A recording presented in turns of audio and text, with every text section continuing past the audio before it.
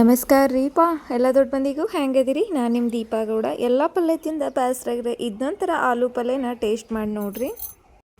ಆಲೂಗಡ್ಡೆ ಸಣ್ಣಗರಿ ಉದ್ದಕ್ಕೆ ಹೋಳು ಮಾಡಿ ಹೆಂಚಿಟ್ಕೊಂಡ್ಬಿಟ್ಟಿದ್ದೇನೆ ರೀ. ಸಿಪ್ಪಿ ಎಲ್ಲ ತೆಗೆದು ಇಲ್ಲೇ ಒಗ್ಗರ್ನೆಗೆ ರೆಡಿ ಮಾಡಿದ್ದೇನೆ ರೀ. ಒಂದು ಸಣ್ಣ ಪಾತ್ರೆ ತೊಗೊಂಡೇನಿ ರೀ. ಎಣ್ಣೆ ಕಾಯಕ್ಕಿಟ್ಟು ಜೀರಿಗೆ, ಸಾಸಿವೆ, ಉಳ್ಳಾಗಡ್ಡಿ, ಕರಿಬೇವು ಹಾಕಿ ಒಂಚೂರು ಹೊಳ್ಸಾಡ್ಕೊಂಡು ಬಿಡೋಣ್ರಿ.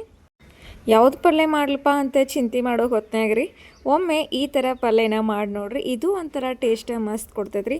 ಅನ್ನದ ಜೊತೆ ಮತ್ತು ಚಪಾತಿ ಜೊತೆ, ಜೋಳದ ರೊಟ್ಟಿ ಜೊತೆ ಎದಕ್ಕಾದರೂ ಮ್ಯಾಚ್ ಆಗಿಬಿಡ್ತೈತಿ. ನೀವು ಟೊಮೆಟೊ ಹಾಕ್ತಾನಂದ್ರೆ ಹಾಗೂ ನಡೀತೈತೆ ರೀ.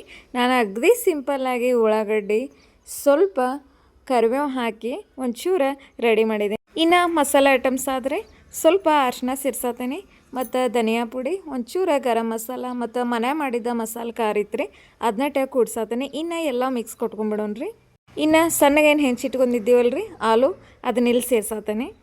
ಇನ್ನು ರುಚಿಗೆ ಎಷ್ಟು ಬೇಕಲ್ರಿ ಅಷ್ಟು ಒಂಚೂರು ಉಪ್ಪು, ಆಮೇಲೆ ಒಂದು ಸ್ವಲ್ಪ ಸಕ್ಕರೆ ಹಾಕಿ ಗುರೇಳ್ ಪುಡಿ ಹಾಕ್ರಿ. ಇದೆಲ್ಲ ಹೋಳು ಮುನುಗೋವರೆಗೂ ನೀರು ಹಾಕಿ ಕುದಿಸ್ಕೊತ ಬಂದ್ಬಿಡೋಣ್ರಿ.